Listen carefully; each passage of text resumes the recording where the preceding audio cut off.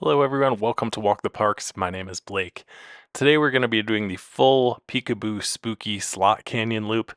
These are some amazing slot canyons. So if you've never been here, you're thinking about going here, feel free to check this out before you go. And we're starting our trek from the Lower Dry Fork Trailhead. So first off, while we're at the trailhead here, just a couple things to note. Number one, there are pit toilets here. Very nice. I would try to use them.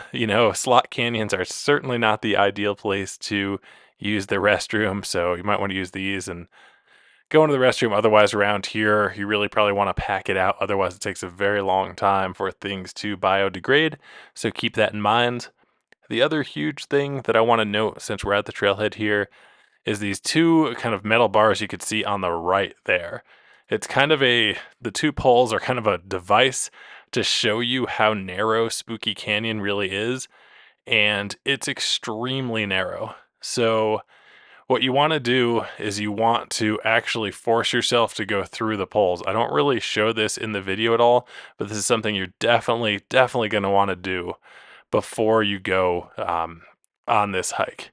So, looking at it, I did go through it. I got out and used the restroom before I started filming and stuff like that. It's pretty narrow. So if you're a big guy or a girl, be careful. Also, consider your pack. You probably are going to have to carry your pack in your hand and kind of hold it ahead of you if you're going through the slot canyon. So keep that in mind. So you don't want to bring tons and tons of stuff. I mean, obviously, you do want to bring water and food, probably some salty snacks just to combat the heat. But you definitely want to check. I would also say if you're really interested in doing spooky, you might want to start the most common way to do this, as far as I know, if you want to do both of the slot canyons, is you go up Peekaboo and then you go down Spooky. So you'll start from the mesa, you'll go to Peekaboo, you'll hike across the mesa and then come down Spooky.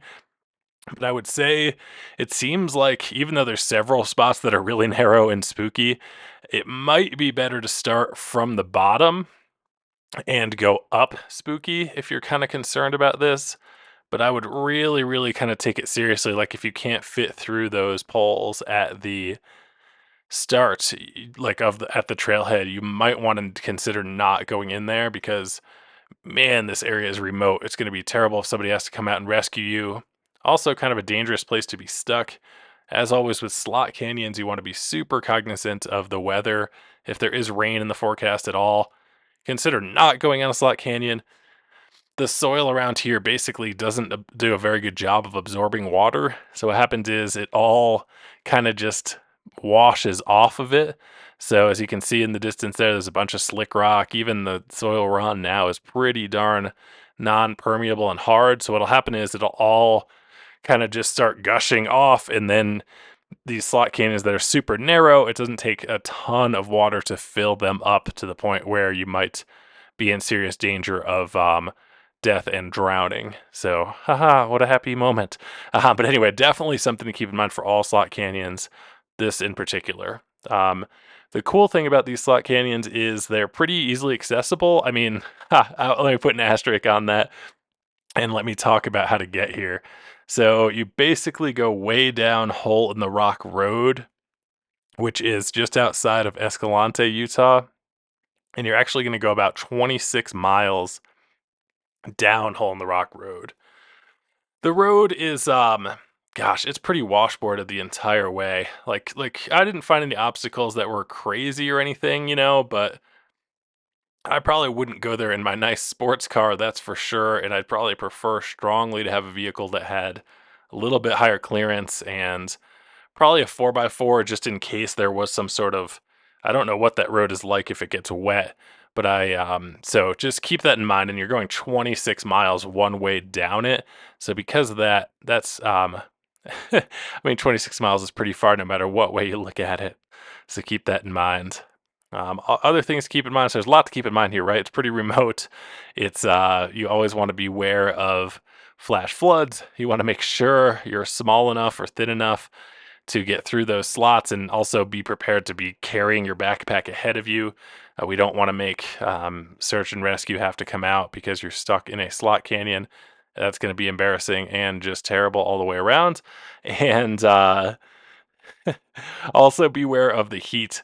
As you can see right here, you're pretty sun exposed. This area can be pretty dang hot. So keep that in mind. One of the things I always like to mention here is for people that aren't from around this area or have little, maybe limited desert experience, and that is you can be sweating a ton and not really realize it. Like a lot of humid environments, you'll just be drenched in sweat, and you might think like, oh, I should drink some more water because I'm drenched in sweat. Here, it's so dry it can evaporate almost instantly, so you don't really realize how much you're sweating. So as a result of that, you really want to keep in mind, like, it might be a good idea to drink some water and have some salt. Now, you don't want to overdo it on water because you can overdo it on water, and then that'll make you very sick as well. Really, they say the latest kind of jargon is drink as thirst. If you're thirsty, drink. If you're not, don't. And but the most important thing is really salt. And I find like a lot of people don't think about this because it's like salt is considered so something to avoid a lot. But what happens when you sweat is you lose salt. And again, like I said, here you end up sweating a lot, but you don't really notice it because you're outside in the desert and it's just so dry, and it's your shirt might be completely dry, but you might have sweat a ton. So if that makes sense, that is great. So there's a couple different places to start this hike. And this is from where we started, it's about 6 miles long. So the thing here is, though, it's not really about the miles. Like, it's about the smiles. No, but it's about like when you're in the slot canyons, they may be relatively short distances, but they might take significantly longer. Like, because you're kind of forcing your way through these cracks. You might have to take your backpack off. You might have to do a little bit of scrambling and stuff like that. These hikes are really nice because they don't require any sort of technical gear. I think that's one of the reasons they're so popular. And they're super, super beautiful, and just absolutely awesome. So, highly recommended. So, there's two places you can start. We're at the lower Dry Fork Trailhead, and but you can also start from the upper Dry Fork Trailhead, and you could kind of do like a figure 8 loop from the upper Dry Fork Trailhead. I think if I go here again, I would probably start from the upper Dry Fork Trailhead just because there's some pretty cool narrows that you go through there as well. In this video, we actually do go. Basically, the order of this video is first we're on this kind of connector trail that's like 1.5 miles long or so. And as you can see, it's pretty well defined.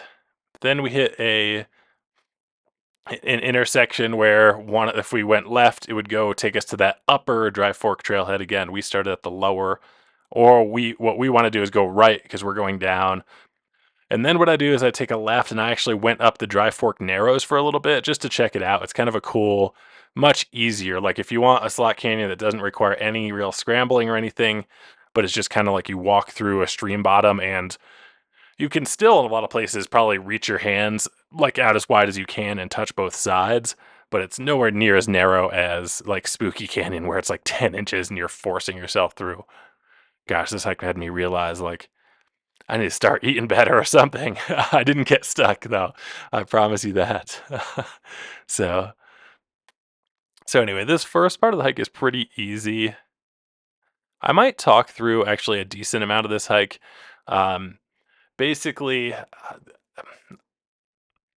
a lot of my videos, I'll try to stop and then just kind of let like the rest of the video be what like people can just look at it if they want to. But I think it'll be kind of cool to talk through the slot canyons. I am going to make some other videos and release them that just are the slot canyons that don't include this, pretty long build up.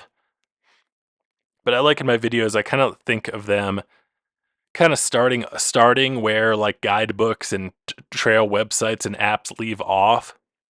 You can read a lot of reviews, you can have maps, all that stuff's awesome, but actually seeing it is another thing, and then from here, actually being there in person is the next level. So that brings up a good point. Why even watch? Why bother watching this? I think one reason is maybe you're going to go here, you're debating going here, and you want to see what it's like, right? Maybe you're thinking, I don't know if it's within my ability level, et cetera, et cetera. So you can kind of check this out at different points, or maybe navigation. It's that maybe you want to learn a little bit about the road. I did not film the road going down. Like I said, it was nothing hardcore. It wasn't like it's like a 4x4 road the whole way. That's like you're in four wheel drive low or something like that. That's not the case, but it was certainly also not at the time of me going not like super well maintained. It's certainly not, and it's not a criticism to the people who work in this area. The road was sufficient for sure, but definitely pretty dang washboarded like the entire way. So 26 miles on fully washboarded road can be an interesting experience. I guess I'll say a unique experience, and maybe not one that you want to take the family minivan down too many times. But that said, it could probably make it. Like you could probably make it here in a two-wheel drive car. I'm not gonna lie, but I wouldn't be surprised if it beats on your car a little bit, and I mean, it's possible you might bottom out. So I probably wouldn't do it, but it's not like it's that technical at the same time. I've always wondered, there's so many roads like this around this whole region, and like if you do break down, what is the towing cost? I mean, I would think the hope would be you could find someone else with a more hardcore like 4x4 vehicle, like overlanding off-roading rig that would be willing to tow you out or something like that, but also kind of challenging to find, will that really happen? But if you had to get straight up towed, it's like how much does that cost? I bet it's like $1,500. It's like on the one hand, they're probably making a killing. On the other hand, they have to have some super modified off-road vehicle. I'm always amazed. Like I've been coming to like this general area for quite a few years now, and it hasn't really grown as much as I would think. There's a lot of places that just keep growing, and especially places that are as beautiful as this. I'm not sure whether it's just too remote because you are kind of in the middle of nowhere. I think this region overall is the most remote in the lower 48. But it still surprises me that there's not more like infrastructure. I mean, I suppose Escalante is one of the bigger kind of tiny towns in this area, but it's kind of funny to even say that if you those who have been to Escalante, Utah, it is quite a small town. But probably it has like several restaurants and several hotels, not just like one. And it has like a small general store, grocery store thing. Pretty cool town though. I like Escalante, Utah. There's all sorts of like I don't know, people checking out the canyons, a lot of tourism. It's a cool town. I like this region in general, especially like I really enjoy Escalante. It's very different. Like the population seems to mostly gravitate towards the national parks, right? So there's, national parks kind of get the most attention. So, some would argue maybe love to death a little bit, like you would name something national park and it attracts all this attention to it. But I would argue that the entire area around here is just incredible. Like the whole Grand Staircase Escalante National Monument could probably be a national park, and there are just limitless adventures. I remember one of the first times I was in Escalante, I was talking to a woman who worked in one of the stores, and I was like, "Well, what do you recommend?" And she's like, "Everything is awesome. Like, there's no, I don't really have a recommendation because it's all so amazing." And I was like, "Huh." I thought that was maybe a cop out or a way to get tourists to avoid like not to go to her favorite spots or something like that. But the more I've gone here, the more I realize that like she's right. There is so much to do. Like sure there's the more common things, like believe it or not, I would classify this as the more common thing, but you could just go down from downtown Escalante and then go up the Escalante River. The Boulder Escalante mail route is insanely adventurous. That's such a cool trail. You could just go up the Escalante River, and then you really just start hitting this area where there's not tons and tons of designated trails, but what there is like there's like infinite possibilities for adventure. Like I mean, obviously, if you have ropes and the skills for canyoneering and rappelling and stuff like that, that opens up a whole new branch. But even if you're just a hiker going out, there's so many different possibilities. And it's pretty cool. It's a kind of a more advanced thing, you know what I mean? Obviously, if you're not on trails, you got to keep track of where you are and where how to get back and things like that. And you definitely don't want to climb up anything you can't get back down, and you don't want to go down anything that you can't go back up. Those are kind of the main rules of climbing and canyoneering right there. But beyond that, it's just incredible. Kind of like limitless backpacking and things like that. But the fact that there aren't those designated trails, I think, keeps away the crowds because it does require that, there is that kind of higher level of uncertainty that people might kind of shy away from. Plus, again, this area is quite remote, so that's another another reason. But also, there's tons of people that, don't get me wrong, there's tons of people that go and explore this area. So we're coming up fairly soon on a turn. And I found it kind of funny because you kind of hesitate here. I feel like most people hesitate a little bit unless you've been here before. I saw some other people on the way back, and they were hesitating as well, just because it's kind of funny. Like there's a sign indicating where to go, but then it's immediately like this fairly steep, slick rock kind of face that you have to go down, and it's like, where do I go from here? I love the desert in that way. It's so much fun. Like a lot of the hiking is, yeah, pretty mellow like this, and looking around, sure it's pretty, but you wouldn't imagine to a lot of degree, like, that there's two slot canyons like right down there to the right, you know what I mean? Like that doesn't necessarily, and I feel like that's true a lot of this area. You kind of see on this level, you know what I mean? You're kind of on the plateau and you're kind of just checking stuff out, and it's just mostly like pinyon, junipers, and sage, So that's like very common. But really, this whole region is so varied. One comment I want to talk about is Highway 12. So Utah 12 or Utah Highway 12 is amazing. Oh, here we go. Hang on. I'll try to remember to talk about Utah Highway 12 in a minute. Okay, so down here is a sign. And so if we go left/straight, that'll take us. That's one route to get back to that Upper Dry Fork Trailhead, the trailhead that we're not at.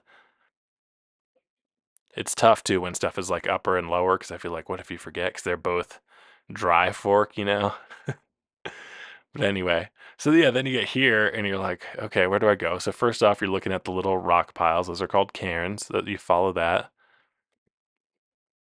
And if you're not used to kind of traveling on this terrain, it can be sometimes navigation can be a bit tricky, and then especially on the more remote trails like this. But even here, it's like, where do I go? It's like, what? Because I saw like a rock pile right there, and I'm like, okay. And I'm like, one thing to keep in mind when you are on slick rock like this is even though there's not like a necessarily a trench trail built in, like there kind of was up above, right? Like there's a really well beaten path that we could follow. And there's not here. A lot of times you can kind of make your own switchback. Like right now, I'm kind of looking around enjoying the view, but I'm also looking for cairns, and I'm like, where do I go? A lot of times things can all look the same. They say if you're trying to hide something, the desert is the best place to hide it because as long as nobody sees you hide it, nobody will ever find it because so many places look so similar. But I don't know. You can also see, like, if you go off trail, which we shouldn't do, I feel like you can kind of easily see people's footprints and things like that too. So maybe that saying isn't as accurate as they want it to be. All right, cool. So now we got a big, but it makes sense here too. Even like to the left, there's a big pile of rocks, right? But kind of hard to see from above. Everything kind of blends in. And even here, it's like, okay, where do I go? And it's like, okay, right here. Anyway, not that challenging, but something to be prepared for. The hike is actually pretty cool. I mean, we just started out on the plateau, but now we kind of drop down to the base of Dry Fork. which is pretty cool. I always wonder, they talk a lot about the geologic history of this area and how there were a lot of ancient lakes and oceans that were over this area that created all the different layers of sandstone. And that's just so cool. No matter how much I learn, I find like whatever I'm in this area, I always think to myself like, what on earth happened here? Here it's like pretty reasonable, right? I understand it's a dry climate. These are the plants that might grow in a drier area. But then you go in and you're in a slot canyon and it's just, or you're on this huge like slick rock, and it's just like, how did that happen? And while many of the things have somewhat reasonable explanations,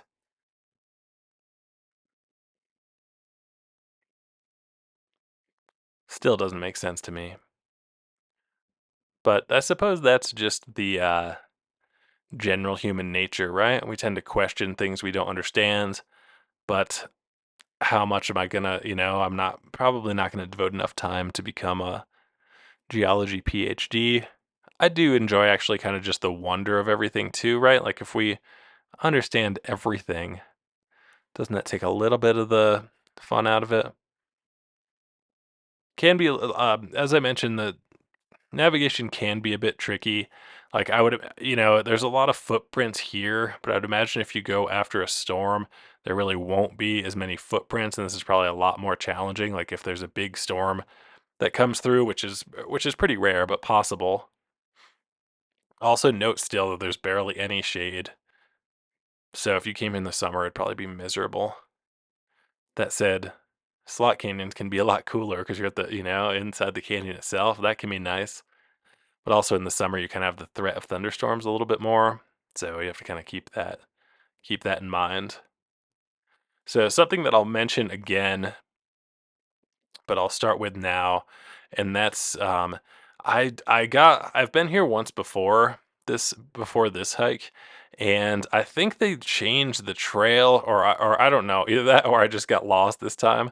So the connection between Peekaboo and Spooky, there is one that exists. It's pretty well defined. I missed the beginning of it. I don't know. I seem to be following trails, like I was on some cattle trails and stuff like that, but I edited that all out from the video because I for sure wasn't on the proper. I for sure wasn't on the proper trail. So one thing I would say is like basically when you're going up Peekaboo and it widens out a little bit, you're going to eventually you're going to want to climb out. Like it widens out and then it becomes like super narrow, and I don't think a human can fit through the super narrow. I'm not the smallest person, so maybe I'm mistaken, but I don't think so. So without tremendous difficulty. So just be careful at that point. There is a pretty good trail that goes over to Spooky, but I managed to somehow get off that trail, so I did not include that in this video. So I would also say don't use, even though this video is in real time, I would not use this as an accurate gauge of what to expect on this hike. I would give yourself more time. I also, always kind of edit out my breaks and things like that, so keep that in mind. I do go up. I actually do take a bit of a detour though.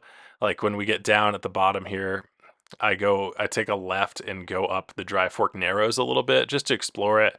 And I want to show you guys just like if you're not in the mood for some scrambling and the kind of you do have to level up a little bit for sure from this hike to go in these slot canyons. They're not terrible by any means, but if you don't want to do that, the Dry Fork Narrows is an excellent alternative option because you're really just kind of walking. It's pretty flat. I will say there is a decent amount of sand on this hike. Sand can be frustrating. I feel like a positive attitude is the best way to cope with that because you can kind of just grab, just think it's strengthening muscles you don't use as much as you usually do if you're walking through deep sand. Or if you live near the beach, then lucky you, it reminds you of home, I suppose. Personally, I've never spent a ton of time at the ocean. Each time I go, I'm like fascinated. I feel like I should do more. Like I went, I'm very lucky. I went and visited every national park in the lower 48, and there's one called Dry Tortugas, which is off the coast of Florida. It's like 70 miles west of Key West, Florida. And you get on a boat and go there. And I went, and it's hard to go camping there. Like you have to reserve. I reserved my camping reservations, I think like 13 months in advance. But it is so cool. You're pretty much there completely alone. You can take a seaplane there too. And there's really only like 10 or 12 campsites, something like that. Maybe like 15. So you really have the island all to yourself. Like when the main boat leaves for the day, when it leaves fairly early. But anyway, absolutely amazing. I just love the snorkeling. I just found it to be so otherworldly. Kind of scary though too, like sharks and stuff like that, man. Oh my gosh, the ocean's so crazy. Makes me feel quite vulnerable. All right, so back to Utah Highway 12. So Utah Highway 12 is amazing. It starts near Bryce Canyon. You actually go through this thing called Red Canyon before you get to Bryce Canyon, which is almost as cool, really. It's absolutely beautiful. So many hoodoos. Bryce Canyon's fantastic. Then you go a little bit further and you get to Escalante. And if you go here, you can go down here, and there's all sorts of amazing hikes off of this road too. Just to do more research about that. Absolutely fantastic if you're a more adventurous person. And then Boulder is really cool, the town of Boulder. And then you go up over Boulder Mountain, and Boulder Mountain is also incredible. You go way up into like Alpine almost. Not really Alpine zone, but like, you have aspen trees and things like that. And then you drop way, way down and go down into Capitol Reef National Park. Anyway, for a highway that's not that long, it's absolutely incredible. And if you're here, you'll experience that. So it's kind of nice. I remember on the way back, I was excited and I kind of hugged that wall a little bit more that's on our right, just 'cause it felt nice to stay in the shade. All right, so right here is kind of a critical junction. If we want to go to Spooky Canyon, we're going to go right. But I decided to go left and just check it out.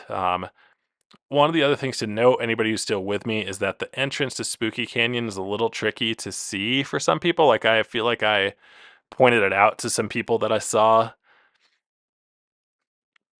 So again, this is the other way. Like this is kind of the end of the loop for that upper trailhead. So if we take a left, like the way I'm going right here, this will lead us to that upper Dry Fork trailhead. So then you could create like a figure 8 loop. To be honest, like I said, if I did it again, I'd probably do this because it's pretty cool. It'd be a cool like full day. So like I said, so in here is kind of still really awesome. The narrows go for quite a while too, and this is much more mellow. So if you're looking for this is kind of the most easily accessible type of slot canyon, right? Because it's really, you're just on sand. You're not doing any crazy climbing or anything like that. It's wide enough to not make you claustrophobic. Whereas Spooky Canyon, man, I don't know if I'd say the same thing. It's kind of scary, really. Like if you're like, I'm not a claustrophobic person at all, really. Like I've never really thought like, oh my God, this is a closed space. But I've probably felt it. One of the higher times I've felt it in my life was probably in Spooky Canyon, just because there's certain times where you're kind of like your arms are up, your belly is like on the wall in front of you, your back is on the wall behind you. You're kind of like forcing your way through, and it kind of goes on like that for quite a while. So if you're curious as to what claustrophobia is like, go to Spooky Canyon. Let me know. I'd love to hear what people's experience was like here. Really cool though. I mean, overall, for the minor climbing and stuff and scrambling that's required, as long as you're small enough to fit through the metal bars at the trailhead, kind of to testing you out. I mean, I'd really recommend it. This hike is awesome. Like I said, even this is really cool. It'd be neat too, like because I was thinking last time I was here, there was much more pebbles in here. So these areas for sure do flash flood, right? And you can kind of have a different experience. I think there's some portion up here where we have to like duck under a rock or a branch or something like that. And don't be fooled by it. I mean, I know sometimes it can be easy to kind of look the other way to risks that we face, right? Like lightning is a pretty big one, and flash flood really is too. Because the scary thing is that a storm can be miles and miles away and just let loose, and it can get you all the way down here. But it might be, the weather might be like it is here, just like beautiful and sunny.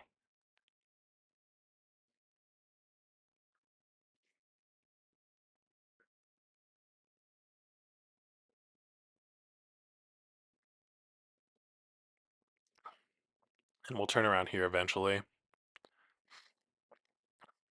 So if I were you, I mean, depending on your fitness level, I would go down here. This is pretty cool, either for a warm up or just because it's all just like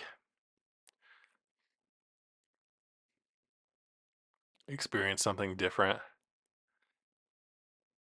Such an adventurous place here at the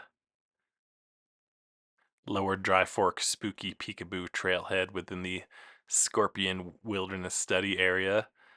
And this is BLM land.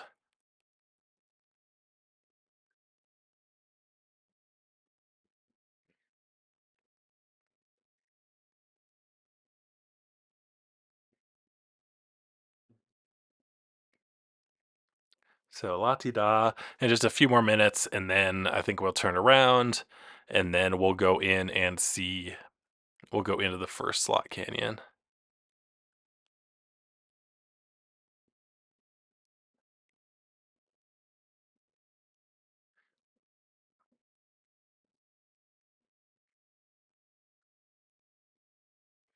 Have you guys been to Utah before? Does watching this video make you excited? I mean, for me, it brings back memories for sure, and always makes me excited. I love exploring this type of terrain. It's perfect too in the fall and the spring. It's so nice. Like summer can be just gnarly, it can just be so hot. It can be unbearable with the kind of no shade that you encounter in the desert a lot of times. I say that as we're walking through a super shady, cool slot canyon. But then the opposite is true too, right? Like in the winter, it can just be so freaking cold. And then the stuff like this will have water at the bottom of it too. Like if there's recent storms or it's just not kind of hot enough to evaporate everything. So it can just be freezing, freezing cold.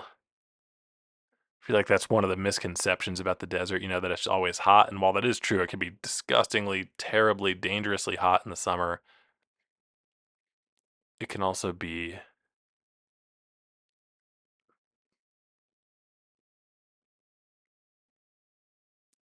super cold in the winter. All right, so there we go.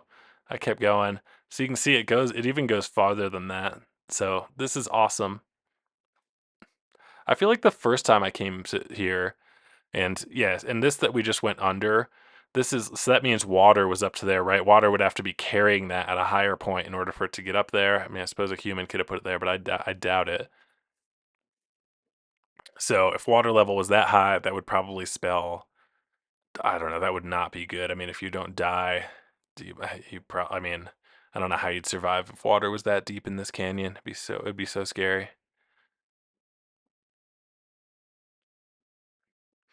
I've only experienced flash floods. Like I've never been in a canyon that flash flooded, but I was in one that where we knew it was gonna rain, but the canyon was pretty big. I mean, and pretty wide, right? So we're like, no way. Even if it were like the, tidal, like just the craziest flood, yeah, maybe a million year flood, like maybe that would get us or whatever. But we're pretty confident it wasn't going to be a million year flood. But the thing that did, and the stream did increase significantly to the point where we couldn't safely cross it for a few hours. But the thing that we didn't think about was just the waterfalls. Like when we got there, there was a small like spring coming out of the wall, which was beautiful, and got good water from it. But the thing we didn't anticipate is that Like we woke up at one point and there was like 9 waterfalls all around us. So like all of this water just draining into the canyon. And it was kind of kicking rocks down. So the risk is not just like, oh, I'm going to get swept up by water, but there's all these like brand new waterfalls that form all over different canyons. So you have to be super cautious of those. It was an interesting experience. I learned from it that you should probably just do whatever you can to hike out of the canyon because it was kind of scary. Like if a waterfall formed above where we put our tents, and again, a lot of these aren't like major drainages, so you're not like, oh, this is obvious that there could be a waterfall here, because that is true some places too. You can kind of see a line of water residue from the past or some sort of staining, but this is not the case there. But there was like literally like 9 waterfalls, so because of that, it made me think like you really want to, and I hadn't considered that even because I thought just like, oh, the water will raise. But anyway, something to throw out there. That was a crazy trip. My backpack broke. The entire shoulder strap ripped off. But the people that I was with worked at a like gear manufacturer. They made sleeping bags um and jackets and stuff. So they were like expert sewers. So I was very happy to have that. I had some upholstery thread too, which I think helped because that was a bit tougher. And then we had to carry water for a really long time. We ran into a ranger who like kind of gave us advice, and he's like, "Oh, I bet with all this rain, because we saw him after the rain and the 9 waterfalls that occurred in the canyon." But like he's like, and we're going through this other area in a few days, and he's like, "Oh, I bet this will refill all the potholes." Like, but it didn't at all. There was really no water. I kind of anticipated that, and I brought extra water because I was like, I don't know. I've gone through that area like once or twice before, and there was close to 0 water there, and my friends opted not to bring extra water, and they found this just like this disgusting pothole with like a couple liters in it. They were drinking like they were not only were they drinking, but they were like conserving and saving, kind of savoring this just gross, disgusting water from the pothole. I was very happy. Another funny part about that trip is I think I made everyone start with like 8 liters of water, and they thought I was absolutely insane. Like I remember it was like almost mutiny of the trailhead of like, no way, this is so dumb. And I was like, listen, because there was a creek that we were coming up to, like after only like 8 miles or something of hiking. And I was like, listen, if you want to dump it all out when you get there, like, please do. I have a feeling though that it is going to be disgusting and you will be so happy that you did it. And that's exactly what happened. Like, we went down and the water in this creek was like like thick chocolate milk, like almost like a milkshake, It was like, and it was similar in color too, to like this kind of brown slurry. So, needless to say, no, not a single person dumped out a drop of their water. All right, cool. So now we're back to that sign, right? So both Peekaboo and Spooky are kind of over to our right-ish. And there's like that ammo can on the ground. I assume that's like a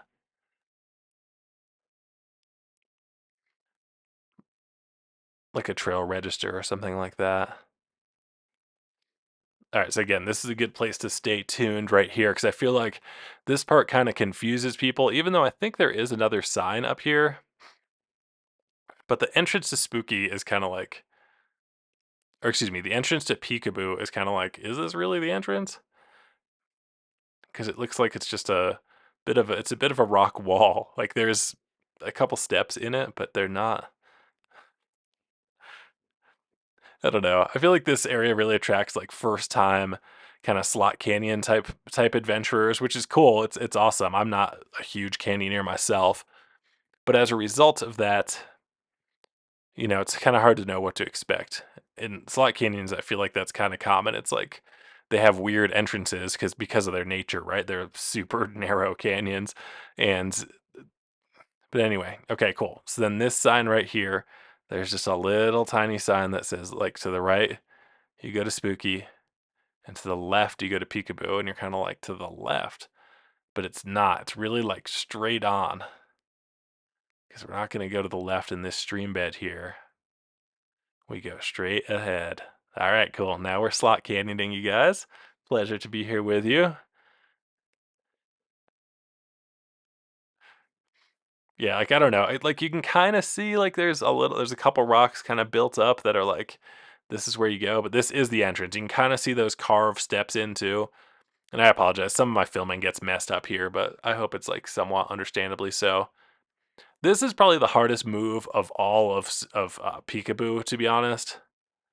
So if you can get by this, you can probably do the rest. I don't know what I'm doing. Taking a minute to think about it. Pretty sweaty. My hands look pretty grossly dirty too.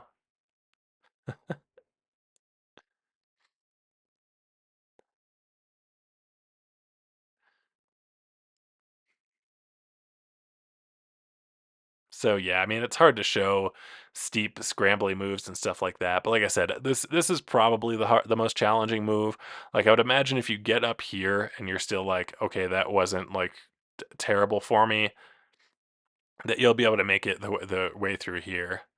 You know, I hesitate to say all the way through Spooky just because of that super narrow part. Like if you didn't test yourself at that gate at the beginning and you're like a more heavy set person, man, spooky, don't get stuck, or it might just hurt to like force yourself through it.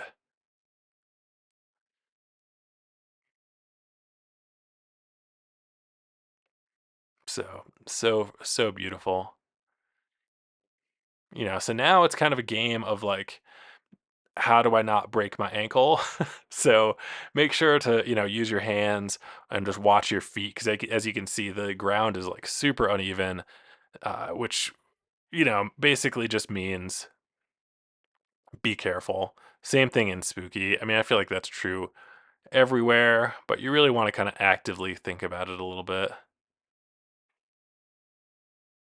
Although something I think about too, though, is like how confident we are on highways and stuff. Like when we're going to work, and there's people we're you know, everybody's driving like 80, and you're so I don't know. People are like tailgating, and you're you know maybe you're tailgating somebody, and somebody's tailgating you.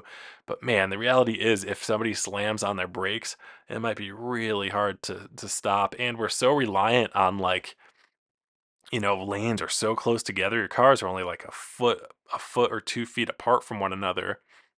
Just a small kind of slip of the hand, especially in our like world of all sorts of text messages and stuff like that. People are just focused on their phone or trying to send a text maybe. And but anyway, I guess it's more dramatic to die at a slot canyon. I suppose a lot more people die in car accidents though, sadly.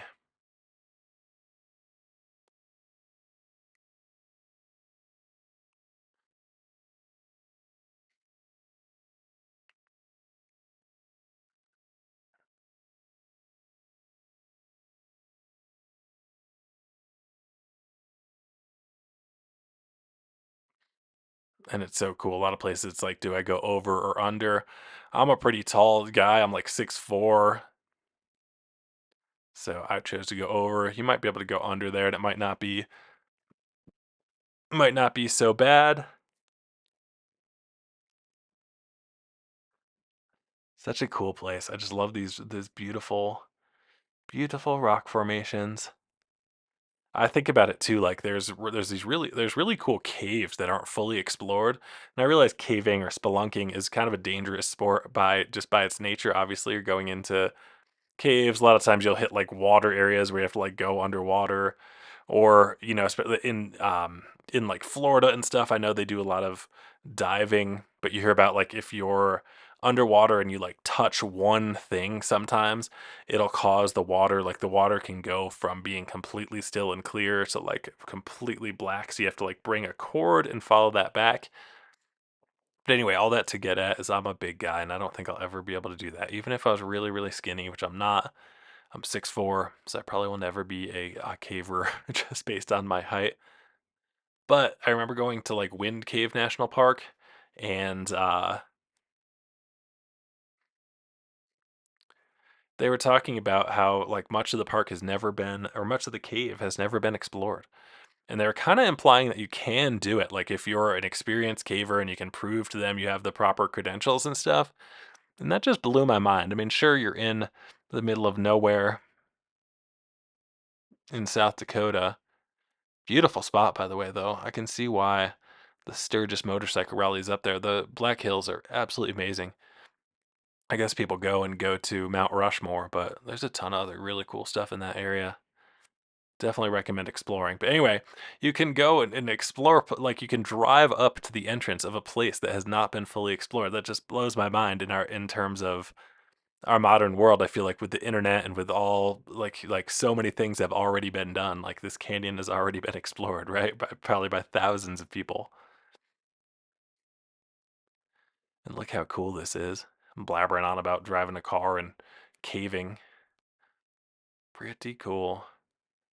But sort of, it kind of makes me think though about like my, like, well, I'd like to do some more canyoneering for sure.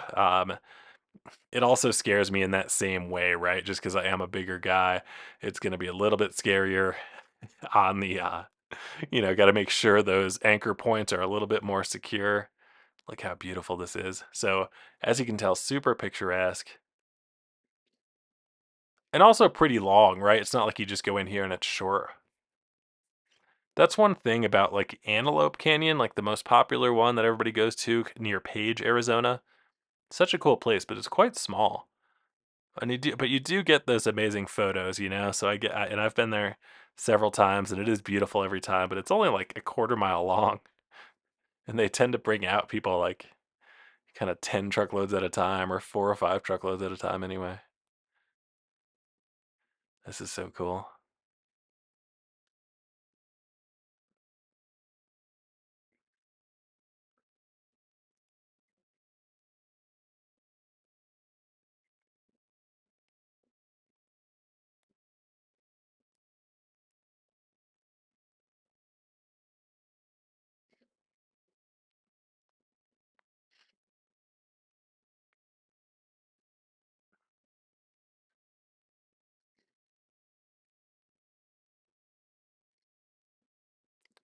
And it just goes on and on. But as you can see, foot placement is definitely important, and you're kind of placing them a lot of times just on these fins, so you could get in trouble.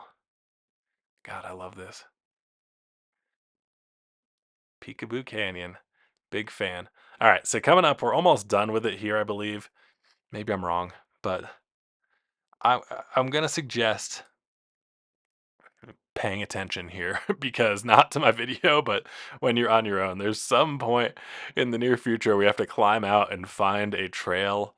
Um, Again, I had done this before and remembered it being like kind of bushwhacky, but once I got back on the main trail after I went wherever I went, and there are cattle in this area and stuff too. So they make trails. Like I didn't feel like I was like disrupting desert plants or anything like that, which we want to, of course, try not to do. But I definitely wasn't on what's considered the main trail anymore. And once I got back onto it, it was pretty well marked.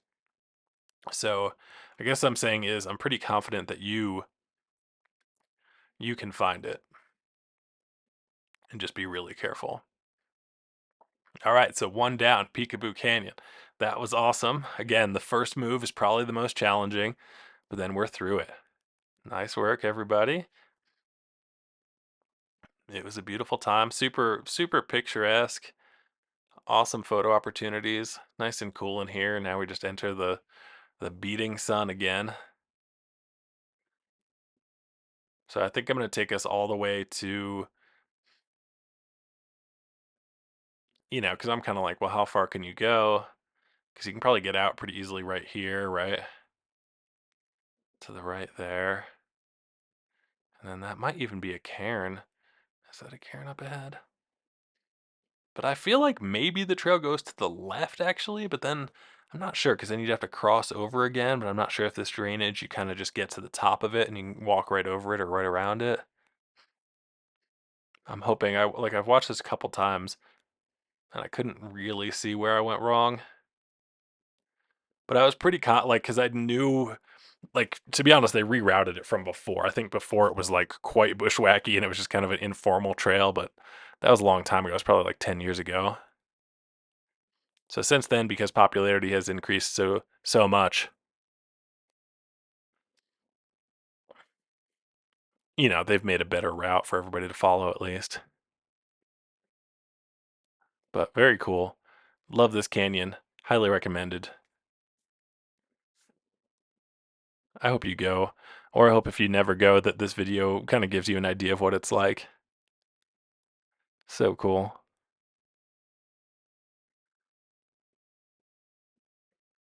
I always think too to like the first people who were through here. I mean, I know the ancestral Puebloans have lived in a lot of areas around here, so they were probably kind of exploring these slot canyons and stuff. Like that's unbelievably incredible. Yeah, so here I was like, can a human make it through? I don't know. Maybe a very skinny human could make it farther. I make it into here, and then I'm just like, yeah, I'm good. But I don't know. I mean, looking at it, it's like maybe you could kind of climb above it and keep going. But I'm like, nah. I'll save my squeezing for spooky. Like I said, I think spooky is a pretty good name. Like I've never felt claustrophobia in my life, but I did feel it a bit in spooky Slot Canyon. So keep that in mind. And I would love to hear from people about this hike. I feel like it's adventurous. I told my friend to go here. He was here like a day or two before me or something, and I asked him how it was, and he was like, "It was good." And that surprised me because I feel like for me it was such a the first time I came here was quite a transformative experience, I guess, because just because it's kind of tough, but not that bad. All right, so now look around here. Are there any cairns? And we're about to cut out to where I join the other trail, so who knows? Like it's like maybe there's one. I think there was one in the far left hand of the screen. There might have been a cairn there. It's like you were supposed to maybe climb out the other side. Oh, good. It doesn't cut over just yet. Or maybe there's kind of some rocks over to the right there. Anyway, I mean, if the thing to consider if you do get off trail in these kind of areas is you want to kind of leave as little impact as you can. And what does that mean? Basically, it means kind of stay on the slick rock or in sandy washes or on designated trails. All right, so fast forward, and it is kind of a decent distance too. So I'll be honest, I got a bit lost. I tried my best to stay on durable surfaces, but then the most important thing is like there's this stuff called cryptobiotic soil, and it's almost really just looks like dirt, maybe with some algae on top of it, or maybe it's just kind of textured dirt, or maybe a little bit of a darker color on it. So you want to avoid trampling that stuff because it takes a really long time for it to regrow. So I did my absolute best to avoid that. I was kind of surprised that there were cattle in this area. This is the Scorpion Wilderness area, which is pretty cool. And wilderness areas, this is from the trailhead. It says wilderness study areas. In 1976, Congress directed the BLM to evaluate all its land for wilderness characteristics. Areas 5,000 acres or larger that were found to have wilderness characteristics became wilderness study areas. The Scorpion Wilderness Study Area was established in 1980. Its 35,884 acres contains wilderness characteristics, outstanding opportunities for solitude, and provides for primitive and unconfined recreation. The WSA possesses scenic, geologic, and archaeological values that supplement existing wilderness characteristic. Did you know that this wilderness study area is one of the quietest places in the United States? In 2014, Southern Utah University deployed acoustic monitors with sensitive microphones in the Dry Fork area. The natural ambient sound at Dry Fork was 13.2 decibels, one of the lowest ever recorded in the lower 48 United States. Enjoy nature's sounds in the Dry Forks. Talk quietly, turn off cell phones, and encourage your party to walk in silence. I find that's true of a lot of this area, like that there's it's just quiet. Like there's not a ton of like ton of animals, especially like I feel like a lot of the animals and stuff are more nocturnal, and there's not a ton of water, so it makes sense. There's not like tons and tons of insects. All right, so now we're almost into Spooky, and I'm still talking. I'm gonna try to. I'll stay with you to the end of Spooky, and then basically what happens is I just take the trail all the way back. But if you're curious about like different trail intersections and what it looks like at that point, then take a look. See, as you can see, there's like a pretty well trodden trail to the right there, kind of coming down, but that's not where you go. We're going right down the gullet, and there is a cairn here. I kind of enjoy the kind of more adventurous sense of these areas too. Like you're 26 miles down a dirt road, you're on BLM land, you're not in a national park, you're going through slot canyons. Lots of adventure kind of abounds right here. All right, so then we kind of just go right down the gully.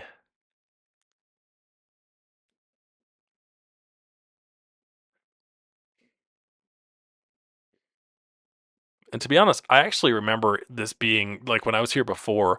I don't know whether I went the wrong way or it's just changed due to flash floods or something like that, but I remember the entrance to this being quite challenging. Like you have to I had to do this like I found this to be the most challenging of the whole hike.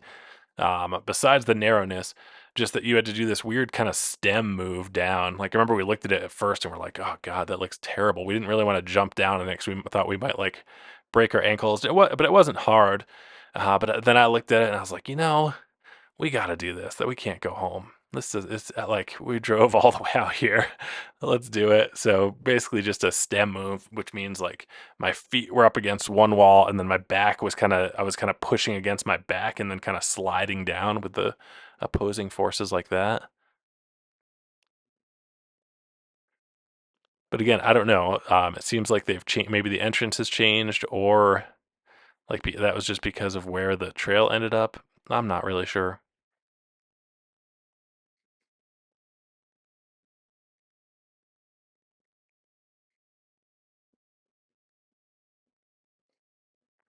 And this is nowhere near the hardcore part. So if you're in here and you just got here and you're thinking like, "Oh no, this is hard,"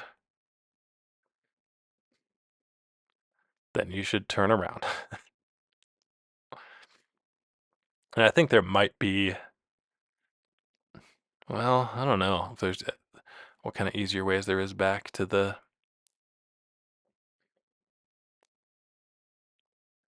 trailhead, because you might have easy terrain all the way up to the edge of it, but then I don't remember what it looked like if it was kind of steep or whatnot. But it wouldn't be the end of the world to go back over and then back down Peekaboo. So this is all just kind of like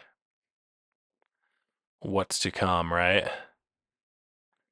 So it's like pretty narrow, but still doable.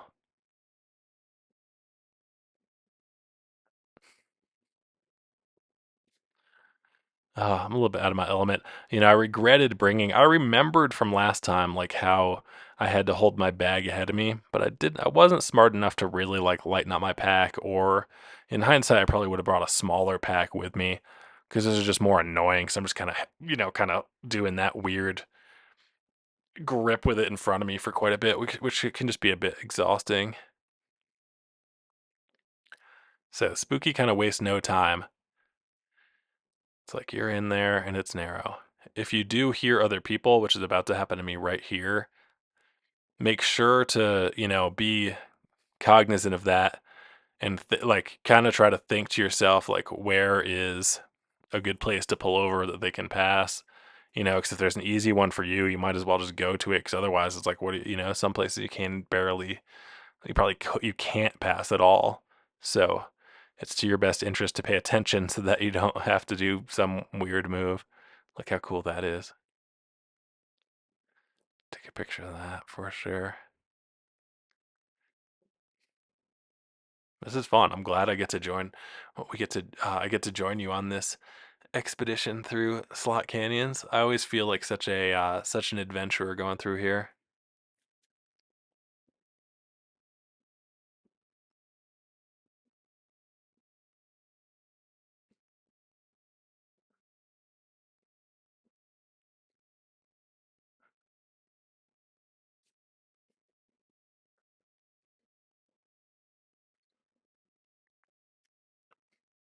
And I do apologize. Coming up soon, the some of the camera work isn't that good. I try to mount the camera on my like actually wear an around the neck thing, like it's like a necklace, I guess, kind of, because the chest mount ones are a little bit lower. I prefer a bit higher. And the neck one, I feel like all the chest ones have so many straps and stuff like that. The neck one just has the strap around my neck. Mine actually has another like elastic band that goes around me. So same thing. I heard these people and I'm like, I'm gonna get out of their way because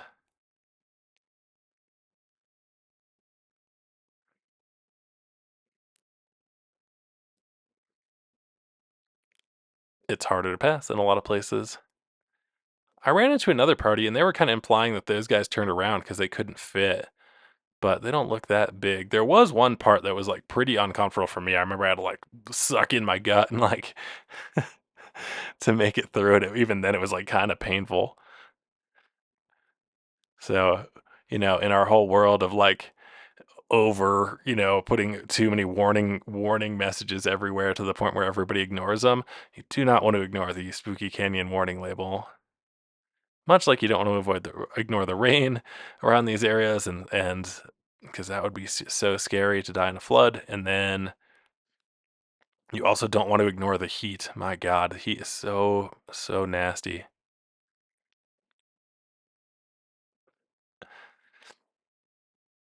So again, this is kind of slow moving.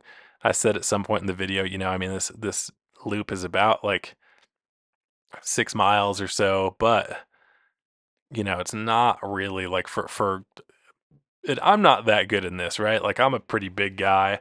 I have tons of hiking experience, but scrambling through tight spaces is not my strength. Even said, I think I did pass. Yeah, I'm about to pass these people.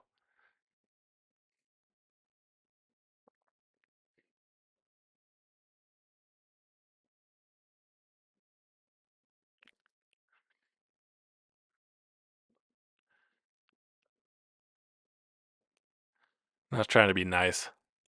I never know. My usual strategy on hiking trails is I say hello, and then when I say hello, people usually get out of the way. You know what I mean? Or like, because you're catching up to them. But in a slot game, it's a little bit more awkward because you have to, it's like, str- are they just trying to find the way? Am I actually faster than them? That type of thing. And then here, there was a bit of confusion, though. I could for sure see why they were held up a little bit because I'm like, where do you go?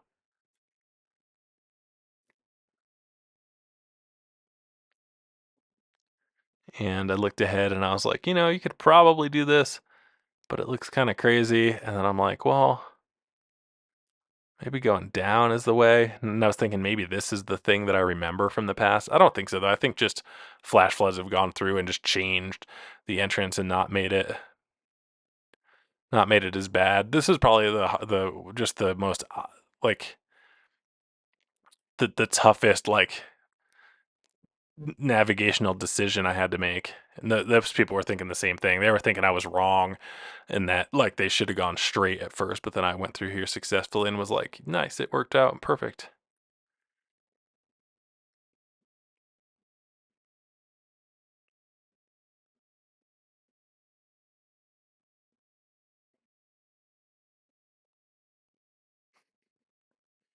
Good times, good times.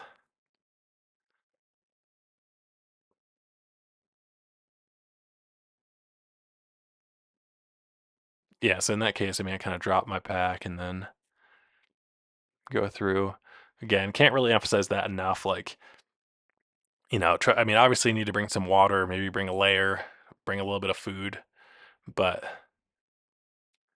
bring as light a pack as you can through this and one that you don't care about that much. The rock surface can be, it's like sandpaper, really, because it's literally like, which is super abrasive, and can just destroy your pack. So I was happy I went this way. They went this way eventually too. It's like you probably could go the other way if you're an more experienced climber, but and then you're in it and you're just like, oh my God, is this really it? I feel like the video makes it look a little bit more narrow than it is, but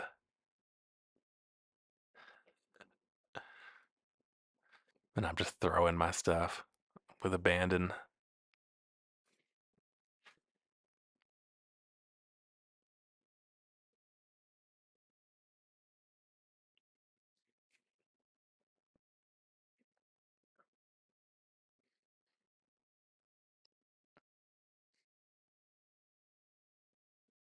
Yeah, and this is where the camera work doesn't get so good because it's just so narrow.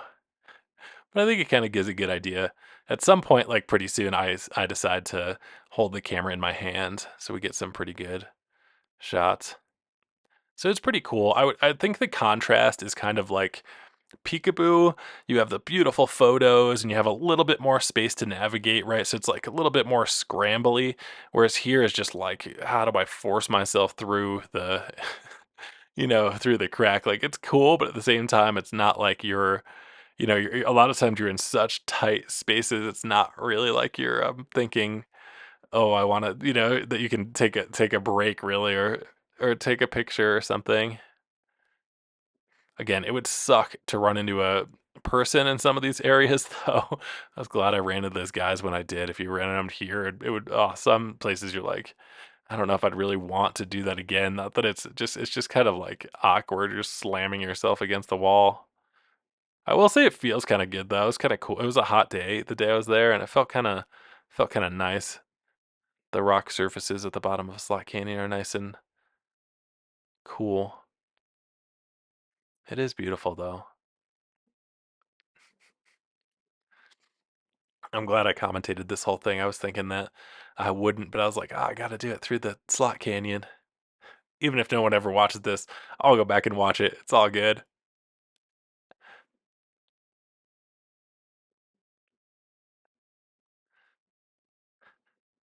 It's so adventurous too. Big fan of this hike overall. I'm gonna have to ask my friend again because I'm disappointed by him just being like, "Yeah, it was all right." I feel like that's crazy. They're both, him and the person he was with are both pretty skinny people. Maybe that's it. Like this wasn't that crazy for them. Whereas me, I'm like barely making it through the 10 inches or whatever. And you can see it goes for a long time, and we're still not done. We still have another few minutes at least.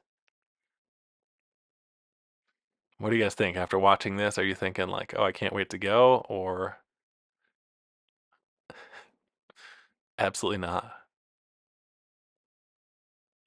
I love how different it is. You have like something like Angel's Landing, which is a great hike. I do a video about that. That's my most popular video by leaps and bounds. I think just because Zion is so heavily visited and it's such a popular hike, and so many people go there and kind of push their limits. But I wonder if those people came here, what they would think. Kind of no chains.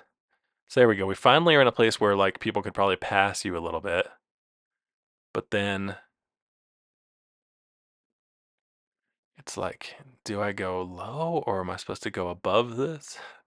I remember thinking that like here, I'm like, where am I supposed to go?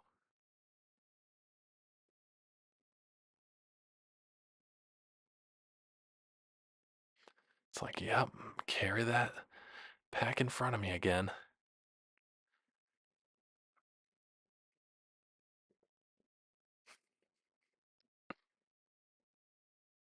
Such a cool hike though.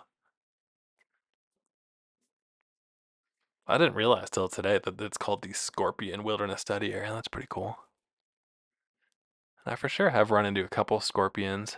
I even eventually bought one of the like a black light because you can see scorpions in the dark, and I went scorpion hunting mostly at the bottom of the Grand Canyon. I did see a bunch actually, kind of surprising, those bark scorpions. And then also in the Grand Canyon, I saw like a bit one of those bigger, kind of more stereotypical, like big black scorpions. That was pretty cool. That was in the middle of the day too. I was kind of surprised. I haven't seen a ton in my existence though, but with that light, I did see a bunch at night. That was pretty cool. I would do that fairly often. I've been very lucky to spend a lot of time at the Grand Canyon, even live down at the bottom for a while.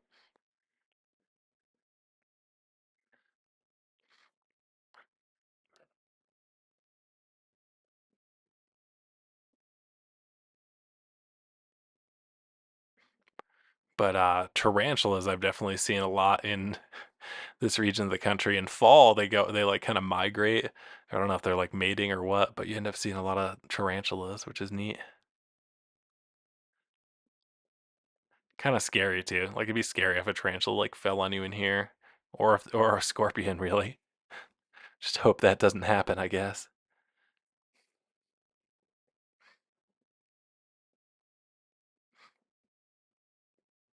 So again, you can see the backpack's kind of barely fitting through. I'm barely fitting through. Pretty cool though. So again, this one is just kind of like force your way through. It's quite an interesting experience though. I like it. I don't think it's for everybody. If claustrophobia is a thing for you though, I would not do spooky. And if you're uncertain, like, oh man, like if you just force yourself through a couple of these, like if you're a little bit too big, oh my God, it would be terrible to either go all the way back or like, because I don't even think we've reached there was one that was, I remember that I was like, oh my God, this is the painful one. Like it took me a couple tries. I kind of had to force myself through and then force myself through again.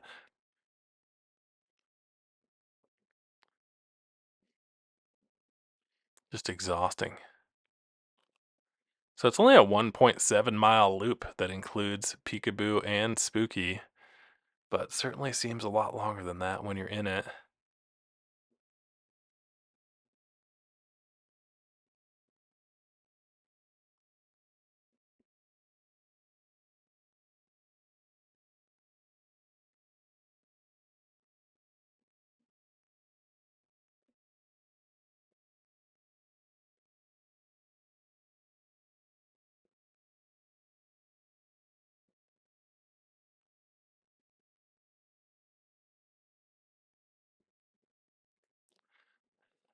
I think at this point, this might be the point where I take it off and kind of hold the camera in my hand. I feel like this video makes it look like I'm struggling. It's kind of funny watching it. I think like it's pretty surprising that people even want to do this ever.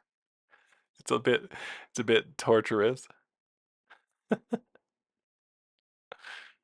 slash awesome. I don't know. I'd probably go back though. Do it a third time. I did kind of struggle though. I feel like spooky. I feel like I'm at the limit of how big a human can be to make it through this. Maybe there's a little bigger.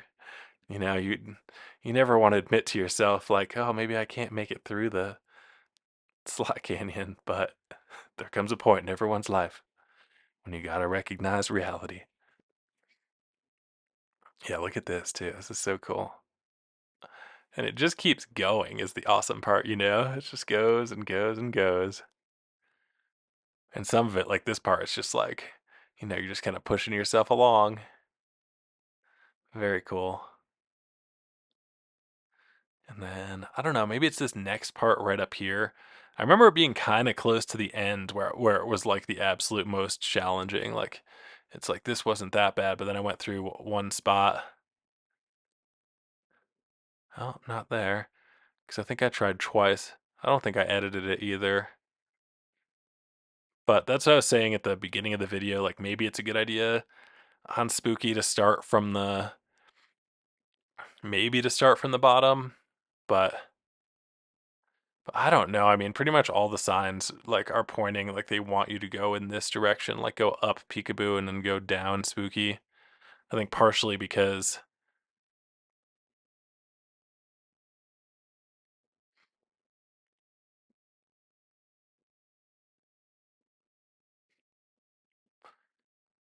I don't know, because maybe if you make it through this part and then you keep going and then you can't make it through.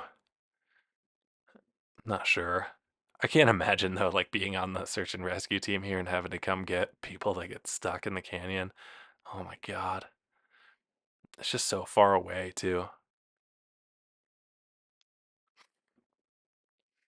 But who knows? Maybe there's some random ranchers that live way out on this road. It did seem like there was a little bit of private property for sure. Pretty cool. But also passing people might be the issue why they really want people to go in a clockwise loop.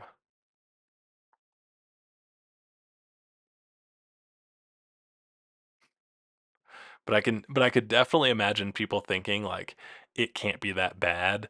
You know what I mean? If it is a designated trail, but it's like, oh my God. Like this has been going on for a long time now, right? It's like not this is not just like, oh, it's only like 100 feet of it being long. It's a really long way. I was pretty glad that my shirt didn't get shredded or anything too. I'm happy that I switched my so now I have like I'm holding my camera in front of me and my backpack behind me, and I'm just like kind of in this weird, like holding buckets of water out torture phase. But it's so beautiful. Thanks again so much to everyone joining me for this long. If you're here with me, consider subscribing or liking the video if this is helpful at all or you found this entertaining. A lot of times I'll just keep my videos on in the background, really. Like I'll mute me. So I think maybe this is it. Because I was thinking like, oh man, how do I do this? Do I go down below? There was my second try. My backing up for try number 3. That's funny. And then maybe I turn the other way or something like that. I like got my bearings.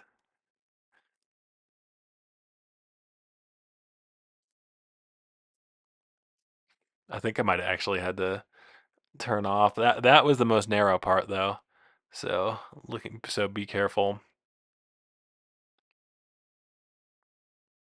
I think I put everything away for a minute just to make it by that really narrow part. And then it's like not that I feel like we're kind of done. But as I said, really long time that you're in there for that super narrow part. Kind of crazy. Oh, I love it. So much fun, you guys. All right, so then pretty much what's going to happen now, you're like, breath of fresh air. But it's really cool. I mean, I feel like it's almost like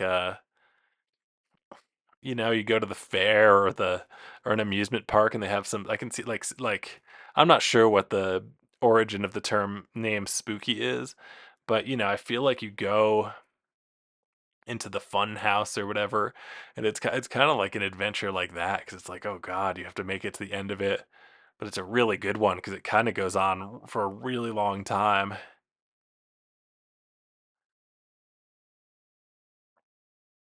and it is scary, like it's so close to you.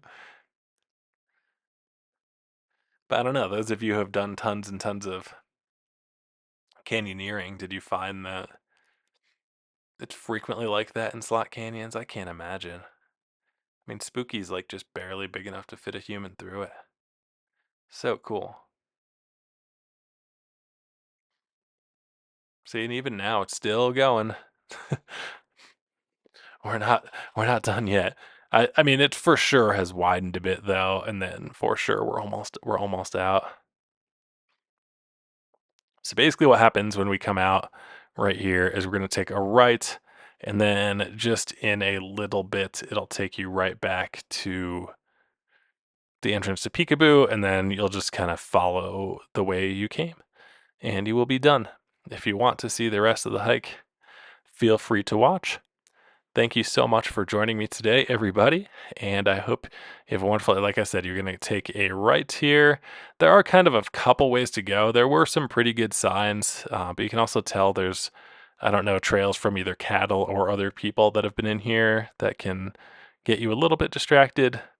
So keep that in mind. I just wanted to go back and look like that's what the entrance to Spooky looks like. I think it is victoriously spooky. I don't know if anybody will watch this far, but if you do, thank you so much for watching. This is a crazy hike. Go check it out or just watch the video about it. And I hope you have a wonderful day.